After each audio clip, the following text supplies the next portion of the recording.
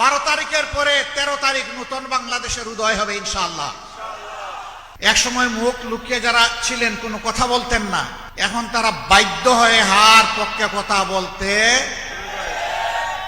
কিন্তু আমরা চাই মুখের কথাইটাই যেন তাদের বুকের কথা হয়।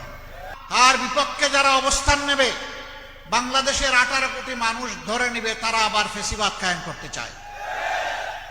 হার বিপক্ষে যারা অবস্থান নেবে, বাংলাদেশের মানুষ ধরে নিবে আবার পরিবার কেন্দ্রিক স্বৈরতান্ত্রিক শাসন বাংলাদেশে চালু করতে চায়।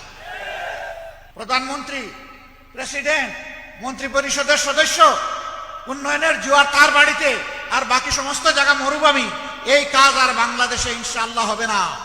আমি যে জিনিস আপনাদের কাছে চাইতে এসেছি, এই যে জিগুলা বললেন, ওইটাই বাস্তবায়নের জন্য গণভোট। গণভোটে কি বলবেন আপনারা? আরো জোরে। হা মানে আজাদি, না মানে গুলামি। আজাদি না গুলামি, আজাদি না গুলামি। ইনশাআল্লাহ 12 তারিখের প্রথম ভোট হা। আপনারা কয়জন দিলে হয়ে যাবে? নিজের পরিবারের সমস্ত সদস্য, আপনজন, প্রিয়জন, প্রতিবেশী, কর্মস্থলের সাথী, সমাজের মানুষ, সবাইকে নিয়ে হায়ের পক্ষে জোয়ার তুলতে হবে ইনশাআল্লাহ। আলহামদুলিল্লাহ জোয়ার উঠে গেছে। এক সময় মুখ লুকিয়ে যারা ছিলেন কোনো কথা বলতেন না, এখন তারা বাধ্য হয়ে হার পক্ষে কথা বলতে। কিন্তু আমরা চাই মুখের কথাইটাই যেন তাদের বুকের কথা হয়। আর বিপক্ষে যারা অবস্থান নেবে, বাংলাদেশের 18 কোটি মানুষ ধরে নিবে তারা আবার ফেসিবাদ কায়েম করতে চায়। হার বিপক্ষে যারা অবস্থান নেবে, বাংলাদেশের মানুষ ধরে নিবে আবার পরিবার কেন্দ্রিক স্বৈরতান্ত্রিক শাসন বাংলাদেশে চালু করতে চায়। আমাদের যুবকদের স্লোগান ছিল উই ওয়ান্ট জাস্টিস। আমরা সমাজের সব ক্ষেত্রে ন্যায় বিচার চাই, আমার ন্যায্য অধিকার চাই, নাগরিক হিসাবে সম্মানের সাথে বাঁচতে চাই, নাগরিক হিসাবে দেশ গড়ার কাজে আমার মেধা যোগ্যতা অনুযায়ী আমি আমার অংশীদারিত্ব চাই। এটি ছিল আমাদের যুবকদের দাবি। তারা তো দাবি করে নাই মিছিল করে যে আমাদেরকে বেকার ভাতা দাও। আপনারা করেছিলেন এইখানে যুবকরা? বাংলাদেশের কোথাও করে নাই। তারা বলেছে আমাদের হাতে কাজ দাও। আমরা আমাদের দেশ জাতিকে গড়তে চাই, দেশ গড়ায় অবদান রাখতে চাই। এই জন্য যুব সমাজের হাতে ইনশাআল্লাহ আমরা অপমানজনক বেকার ভাতা তুলে দেব না, আমরা সম্মানের কাজ তুলে দেব ইনশাআল্লাহ। বিশ্বের একটা বড় প্রসিদ্ধ দেশ 14 ঘন্টার জন্য তাদের ইলেকট্রিসিটি ফেল করেছিল। সেখানে 14 ঘন্টার ভিতরে 700 ব্যাংক ডাকাতি হয়েছিল, 6500 মায়ের ইজ্জত লুণ্ঠন করা হয়েছিল, ঘরে ঘরে লুটতরাজ শুরু হয়েছিল, যার কারণে 14 ঘন্টার মাথায় সেখানে সেনাবাহিনী নামাতে হয়েছিল।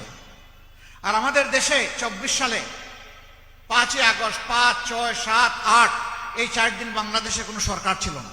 ব্যাংক ডাকাতি হয়েছে, ঘরদুয়ার লুট হয়েছে, দোকানপাট খালি করে ফেলা হয়েছে, মানুষ খুন হয়েছে, মাদের ইজ্জত লুণ্ঠন হয়েছে, কিছুই হয় নাই।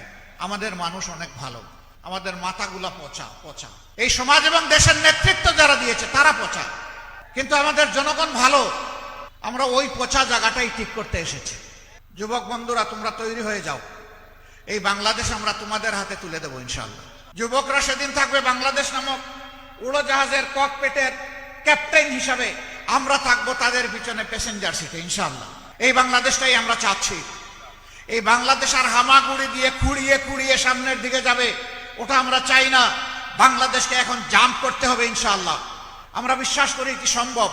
বাংলাদেশের যে পরিমাণ টাকা লুণ্ঠন করে বিদেশে পাচার করা হয়েছে, বাংলাদেশ ব্যাংকের হিসাবে এটা হচ্ছে 28 লক্ষ কোটি টাকা, বাংলাদেশের বার্ষিক বাজেটের 4 গুণ। এটা কার টাকা? এটা আপনাদের টাকা, এটা জনগণের টাকা।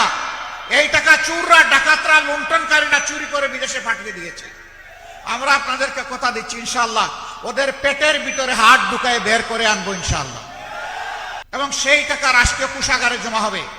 তারপরে ইনসাফের ভিত্তিতে সারা বাংলাদেশের উন্নয়ন হবে। আর কোনো বেইনসাফি এখানে হবে না, হতে দেওয়া হবে না ইনশাআল্লাহ।